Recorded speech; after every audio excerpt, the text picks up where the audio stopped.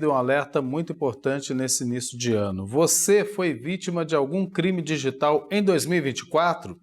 Bem, se não foi, provavelmente conhece alguém, né?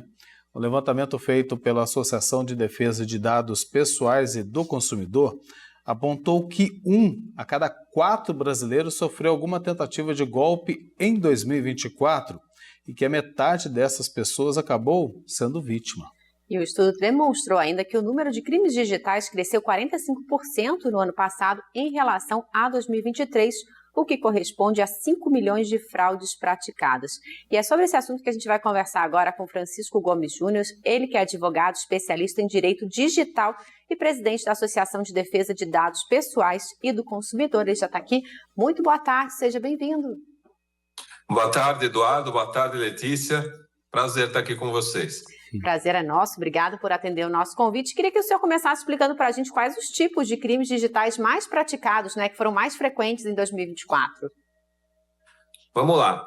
Primeiro a gente tem que dizer o seguinte, os números que se tem de 2024, obviamente, ainda não são os definitivos, né? Porque os definitivos você precisa esperar fechar o ano, fechou o ano, se faz um balanço de todos aqueles dados que foram colhidos durante o ano inteiro. Mas você já tem uma amostragem que vai até novembro e, portanto, ela é muito confiável, com base em anuário de segurança pública, com base em dados tal, que mostram realmente esse crescimento no número de golpes e cada vez maior, para que você tenha uma ideia, desde que esses dados são medidos pelas secretarias de segurança pública, que começou em 2018, você tem um aumento até agora acumulado de 360%, ou seja, cada ano que passa os golpes se multiplicam.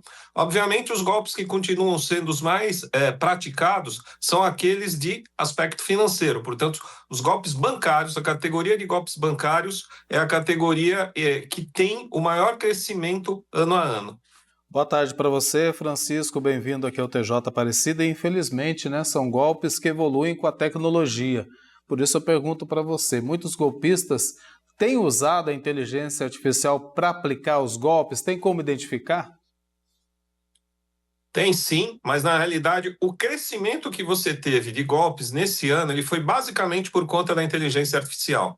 E a inteligência artificial, assim, quando a gente fala, parece que é uma coisa muito extraordinária que vai estar num golpe, mas não é. Ela é imperceptível. Ela é através. Se antes alguém ligava e imitava a voz de alguém para tentar, por exemplo, pedir um dinheiro, agora você vai ver a imagem de alguém através de um vídeo falso criado por inteligência artificial te pedindo dinheiro. Então você vê uma imagem que leva você a crer que aquilo lá é um pedido legítimo. Você vê uma ligação e quando você confere, você vê que é um número da sua central bancária e você acha também que é legítimo. Então a inteligência artificial ela vai entrando para isso, para simular, para disfarçar as coisas e fazer com que a pessoa seja induzida a cair.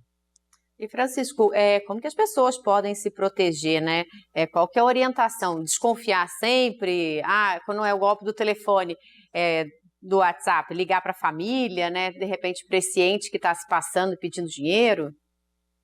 Isso, a gente tem algumas dicas básicas. Uma delas, inclusive, é uma dica muito fácil. O desconfiar sempre é óbvio, mas mesmo desconfiando, você pode cair no golpe, porque a gente tem o que a gente chama de golpe de ocasião. Vou dar um exemplo. Você entrou com um pedido de aposentadoria e recebe uma mensagem de texto dizendo: parabéns, sua aposentadoria saiu. A tendência é que você clique, assim como você declarou imposto de renda e aparece lá: parabéns, sua restituição está aqui. Então, é assim, nunca mesmo clique em nenhum link. Então, apareceu lá, imposto de renda, você entra no site da Receita e vai ver seu imposto. INSS, você vai para o site e assim por diante, em todas as situações. Dica simples, primeiro, você vai fazer uma compra abaixo, por exemplo, de R$5, de R$1, de R$2, não use cartão. Você está se arriscando a ter uma clonagem, por exemplo, por um valor muito baixo. Então, é essencial ainda que se use dinheiro em algumas situações. Se você vai pagar R$2, pague R$2 em dinheiros, porque com R$2 você não vai correr risco. Não vai correr um risco que você corre com cartão. Outra coisa, você só deve comprar em sites confiáveis. Você deve ter no seu celular tudo com duplo fator de autenticação, que são aquelas medidas de segurança que todos os aplicativos te oferecem. Aliás, não ande com todos os aplicativos bancários no celular. Ande apenas com aquele que você vai usar naquele dia. Os outros, se você tem mais que um, deixe em casa. E, se possível, não ande, inclusive, com o aplicativo bancário, porque a hora que furtarem ou roubarem o teu celular, a primeira coisa que eles vão é no aplicativo bancário. Outra coisa óbvia também, não armazene senhas no seu celular nunca. Anote-as em casa, deixe-as em casa. E por aí vão outras dicas básicas, mas que não estão, de certa forma, impedindo esses golpes que agora vêm através da inteligência artificial. Então, as pessoas vão ter que tomar cuidados extraordinários ainda, mais cuidados. Sempre ficar desconfiado, né, Francisco? Como você falou aí, seguir essas dicas importantes para não cair nos golpes. Agora, se cair no golpe, onde denunciar? Adianta denunciar ou não? Então, se cair no golpe, você vai ter que denunciar. Eu acho que primeiro, quando você denuncia, você está prestando um serviço para toda a sociedade, que é a sociedade saber como está o número de golpes e o crescimento. Para que você tenha uma ideia, apesar da gente ter um registro de boletins de ocorrência, que é a primeira coisa que a pessoa deve fazer, você tem uma estimativa de que quase metade das pessoas vítimas de golpe não faz um BO, porque acha que não vai adiantar nada.